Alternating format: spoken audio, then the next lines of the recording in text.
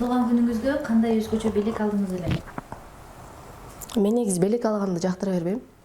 Туулган күнүмө өтө өзгөчө белекти, өтө деле өзгөчө белек алган эмес экенмин. Кичинекей кезимдеги туулган күндөрүм жагат да. Ата энемдин жанында. Ал учурда мен атамдын кызымын да. Атам сөзсүз Жамбылга каттаар эле, Казакстанга. Анан ар бир туулган күнүмдө сөзсүз бир черме, чыптама, куртка, кийим алып келер эле да. Ал мен үчүн өтө бир баалуу ушундай сонун сезилер эле. Ал чыптамаларды азыр байкемдин кыздарына да кийгизбей үйгө бекитип койгом. Ошол белектер мен үчүн күтүүсүз, жагымдуу. Азыр эстесем да, сиз айткандан кийин эстеп кетип атам. Бирок соңку учурда өтө деле чоң белек алган эмесмин. Эмнегедир мага белек бергенди жактырбайт окшойт жанымдагылар. Түшүнүктүү. Эртең менен турганда эң биринчи эмне жөнүндө ойлодуңуз? Бүгүнбү? Бүгүн эртең менен турганда тамагым ооруп калыптыр. Бул интервьюга келем деп койгом, келбей койсом Айзада жоопкерчиликсиз кыз экен деп ойлойт деп, сиздерге келгенге чейин үнүмдү дарылаганга аракет кылдым. Малина менен чай ичип, папам айылдан салып берген малина менен. Анан үйдө дарылар бар эле, антигриппин ичтим, даярдандым, сиздерге даярданып келдим. Анан интервью алган өзүнчө бир башкача сезимдерди калтырат, интервью берген дагы өзүнчө да. Сиз интервью алганда көп толкунданбайсыз. Мүмкүн толкунданышыңыз мүмкүн, интервью бергенде аябай ойлоносуз да. Мен мисалы ошондоймун. Кандай суроо келип калат, мүмкүн жооп бере албай калсамчы, мен интервьюлериме кызыксыз болуп калсамчы деген суроолор бар да. Ошол себептерден мага чакырганда ким тууралуу сүйлөйм деп сурадым да. Эмне тууралуу сүйлөйм депчи, мен үчүн кызык. Анткени баягы сени чакырып алып эле эптеп бир сөзүңдөн интрига жасап, сени жылдыз кылам деген социалдык тармакта сайттар, гезиттер, телевидениялар аябай көбөйүп кетти. Ошол себептерден ар бир интервьюну мен кылдаттык менен даярдануу менен келем. Бүгүн сиздерге эртең менен даярдандым. Абдан жакшы. Сизге рахмат. Эч нерсе эмес. Жоопкерчиликтүү мамиле кылганыңыз үчүн. Ал эми жашоодо сиз үчүн эң сонун нерсе деген эмне деген барбы? Эң сонун деген нерсе бул менин ата энем, анан таба элек балдарым болсо керек. Ата энем баягы 60 жаштан өтүп калды, пайгамбар жашына келип калышты. Анан эркелеп көп оорушат да. Анан ойлойм да, алар эгер жок болуп калса мен кантем деген сыяктуучу. Эми жашоолорун өрөт деңизчи, бирок менин азыркы учурдагы сонунум, байлыгым бул менин ата энем. Анан кийинчерээк мүмкүн менин балдарым болуш керек деп ойлойм да. Абдан жакшы. Алып баруучу же ырчыдан башка ким болот элеңиз? Спортсмен болмокмун. Мен ушуга аябай баягы эме кылам. Капалана берем да, эмнеге мени кичинекей кезимде спортко берген эмессиздер депчи. Үйүмдөгүлөр каршы. Мен залга барганда апам барбай эле койчу, ай сен бокс менен машык эткенсиң, тиги балдар көрсө сени албай коет дей берди апамчы. Анан бирок мага жагат спорт менен машыккан. Мүмкүн башында бокс менен машыгып, кийинчерээк азыр эме деген болуп атпайбы? Мисалы UFCге аракет кылмакмын да. Ошол спорт тармагы жагат мага. Эгер эми ырчы дегенде өзүм үчүн ырчымын. Ырчы же болбосо алып баруучу болбогондо мен спортсмен болмокмун. Абдан жакшы. Сизге маек учурунда берилген эң акылсыз суроо кайсы болду эле? Эң акылсыз суроо качан күйөөгө тийесиз деген суроо.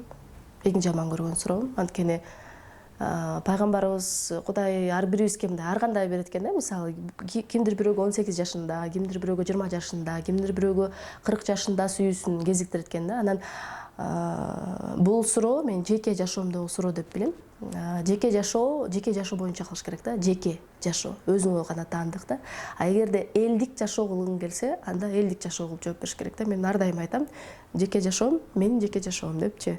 Анан эми ал учурда сурап аткан кызга айта албайм, ичимден ойлонуп, анан журналисттин да ушундай суроосу болобу деп анан таң калып койгом да соңку учурда. Ошол суроо болгон. Бул оюңузга мен толугу менен кошулам. Сүйүктүү социалдык тармагыңыз кайсы? Инстаграм. Одноклассникке көп кирем.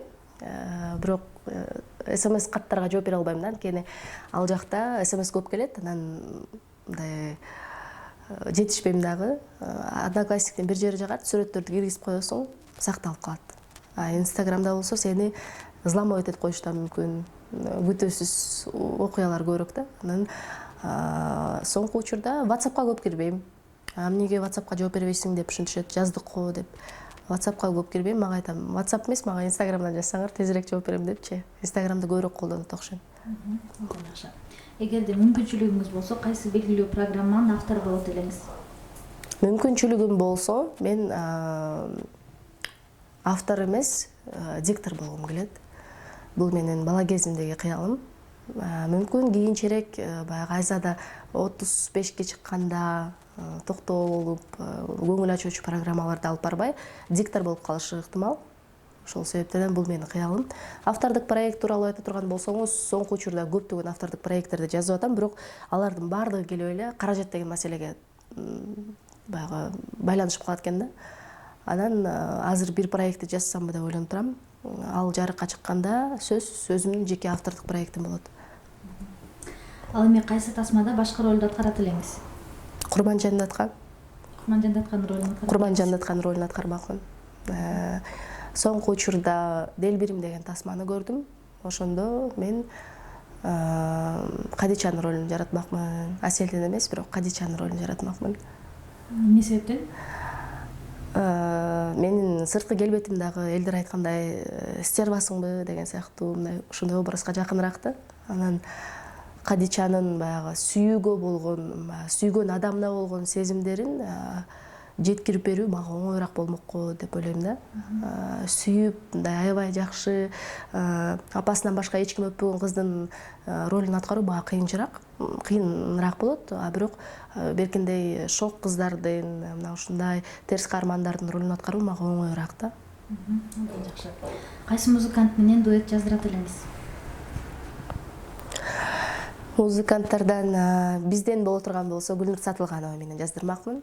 Мирбек Атабеков, анан азыркы замандын мыкты ырчысы болуп аткан, элдин ырчысы болуп аткан Нурлан Насип менен жаздырмакмын. Ал эми чет элдиктерденчи? Чет элдиктерден болсо Ариана, Жайлоо, андан тышкары мага Араш Тынырдаганы жагат. Ошолор менен жаздырмакмын. Абдан жакшы. Сизге кайсы талант жетишпейт деп ойлойсуз? Мага деген кайсы талант? Негизи талантым аябай эле көп. Аткар десе аткарам, ырда десе ырдайм, алпар десе алпарам. Бирок мен үйдө отуруу талантым жетишпейт го дейм. Ошол нерседен коркой берем да.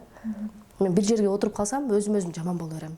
Анан ойлойм да, кийин күйөөгө тийип үйдө отуруп калсам, кантет болду экен депчи, Айзадан чачтары тек туруп кетпесе болду депчи. Ошол өнөр мага жетишпейт экен.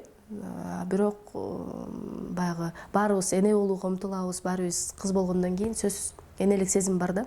Анан ойлойм, кийинчерээк энелик сезим мени баягы жеңип кетет го депчи. Баары бир Айзада бир жерге отурганды үйрөнөт го депчи. Бирок азыркы учурда баягы анан дагы бир талант жетишпейт. Баягы айтып коет го, подкалемиство деген. Ошол нерсе жок да.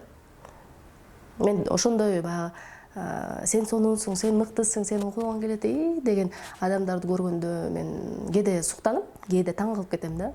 Анткени менде андай нерсе жок. Кандай болсо ошондой бетин айтып коюп эле, урушса урушуп, тытышып кеткен учурларым көп болот да. Ошол себептерден ушул мүнөз дагы мага жетишпейт да. Кичине баягы сиз сонун турбайсызбы, сиз мыкты турбайсызбы деген сөздү айтып коюу мен үчүн кичине оорчулук болуп калат. Акыркы жолу кайсы тасманы көрдүңүз эле?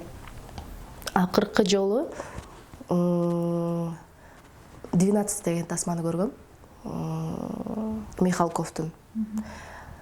Ал жакта бир инсандын сунушу менен да көрүп калгам. Ал тасманы ошо түрмөгө камалган, өзүнүн атасын өлтүрдү деген баланын тагдыры тууралуу. 12 сот ошо баланын тагдырын чечишет да. Соңунда ал баланы актап чыгышат.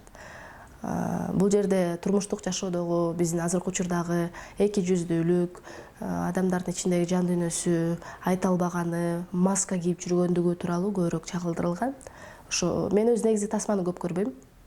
Анан сунуштап калганда, ушул тасманы көрдүң беле, аябай сонун тасма деп калса, эмнеге көргөн эмесмин деп сөзсүз көрүп коем да. Жакшы. Эми элестетиңиз. Өмүрүңүздүн аягына чейин бир эле кийимди кийип жүрсөңүз, кайсы кийимди тандайт элеңиз? Мен анда спорт кийимдерин тандамакмын. Мен үчүн кичине каблук кийип, өтө жасанып, мындай кыска көйнөк кийип жүрүү өтө кыйын эле болуп жатат да. Бирөөнүн кийимин сурап келип кийип алгандай эле болуп калам да. Съемкаларда, иш-чараларда сөзсүз кийиш керек болот. Мен спорт кийимде өзүмдү мындай ыңгайлуу сезем, мындай каалаганымдай кыймылдайм, каалаганымдай басам. Спорт кийим тандамакмын. Атактуу болуу кандай? Мен өзүмдү атактуу деп деле эсептебейт элем. Анткени дүйнө жүзүн дүңгүрөткөн инсандар аябай көп. Мен өз жумушумду сүйөм, өз жумушумду жасай берем. Ошол себептерден баягы менин кылган жумушум, менин кылган нерселерим элге жагып аткан болсо ошого сүйүнөм да. Анан мен өзүмдү атактуу деп эсептейм. Бул сурооңузга жооп бере албайт экенмин. Жакшы. Сиз өзүңүз жөнүндө эң таң калыштуу кандай ушак уктуңуз эле? Айзаданын чоң аталары, спонсорлору бар экен деген таң калыштуу ушак уккам. Ойноштору бар экен деген. Ошон үчүн телевиденияга чыгып жүрөт экен, ошон үчүн телевиденияда ар дайым жүзү чыгып турат экен. Бул кыз аябай тез көтөрүлүп кетти, папашалары, спонсорлору бар окшойт деген ушакты укканда мен аябай таң калгам. Менин спонсорлорум биринчиден кудайым, экинчиден ата энем. Анан мен өзүм аракетим да. Ошол инсандар эгерде азыр көрүп аткан болсо айтар элем. Ал спонсорлор болсо мага жөнөтө бериңиздерчи деп. Абдан жакшы. Сиз жөнүндө башкалар ойлогон эң жаңылыш пикир кандай? Айзада бой көтөргөн жана стерва кыз деп ойлошот. Бирок мен жаныма келгенде, сен жөнөкөй эле кыз турбайсыңбы? Жанагындай тез-тез сүйлөбөй турбайсыңбы? Адамдардын башына чай кайнатат деп ойлогонбуз, чай кайнатпайт деле турбайсыңбы? Боюң кичинекей экен деп ойлошот. Боюмду 1,65, 1,70ке жакындатып алышат да. Анан өзүм 1,60 элемин да. Анан сен ушундай кичинекей кызсың, ушундай арык кызсыңбы деп аябай таң калышат да. Анан эфирден чоң көрүнөсүң. Аны түшүндүрө албайсың, ушундай элемин деп. Анан өзүм мындай ыңгайсыз абалда кептелип, анан унчукпай, ушундай эле бою кичинекей эле, анан ушундай эле кыз элем деп мындай күтүүсүз учур болуп калат да. Сизге берген эң мыкты кеңеш кандай болду эле? Мен ар дайым кеңеш угуп келем. Жашоодогу кеңеш бул азыр Айзада сен эркек кызсың да деп мен бир режиссерым айтып калат. Анан ар дайым айтам да, мени ушинтип атат, мындай болуп атат, жаман нерсе болуп атат, бул жерде интрига болуп атат, кантем, жумушумду таштап кетип калсамбы деген учурлар да болот. Анан айтат, Айзада сен эркек кызсың да деп ушинтип атат. Коюңузчу, сен чыныгы эркек кызсың, сен колуңан келет, сен азаматсың деп ошол мен режиссерим мага мотивация бергенди билет да. Өзү мүмкүн билбейттир мага мотивация берип атканын, бирок съемка учурунда эгер ошол режиссерим боло турган болсо мен жакшы тартылып, мындай өзүмдү үйүмдөгүдөй эле сезе берем да. Ошол болсо керек, эркек кызсың деп айткан сөзү. Ал эми сиз кылган эң чечкиндүү кадам кайсы болду эле? Эң чечкиндүү кадам мен кичине бир ишти жасар алдында жети өлчөп бир кестеп коет го. Менде ошондой мүнөз бар. Шапа-шупа эле жасап таштабайм. Ойлоном, кандай болуп калат, жыйынтыгын ойлоном. Бирок кээде шашып жасап алган учурларым да болот. Анан чечкиндүү кадам дегеним бул сууда сүзүү болуш керек. Анткени мен суудан корком. Анан бир айга сууда сүзүүгө барып, бирок дагы деле үйрөнө албай жүрөм. Анан чоң суудан корком, кичинекей суудан коркпойм, бирок чоң суудан көлгө барганда кадимкидей жүрөгүм түшөт. Сууга түшө албайм, жээгинде эле отура берем. Сүрөткө түшөм, бирок сууга түшө албайм да. Бул кичинекей кезиңизде мындай кандайдыр бир коркуу болду эле же? Жок, коркуу болгон эмес. Мен мындай чоң суулардын агымын көргөндө корком да, кадимкидей. Экрандан көргөндө да корком. Жанына барганда, көл үйүзгө барганда да корком да. Бутумду салып эле четинде отурам, түшө албайм, бирок сүзө албайм. Ал эми парашюттан секирет белеңиз? Секиргем. Бир жолу секиргем. Туура эмес отуруп алып, ошо бут жагымда кокустатып алган болчумун. Парашюттан секирип, экстремал жагына аябай эле жакшымын. Көп өзүмдү чектебейм да.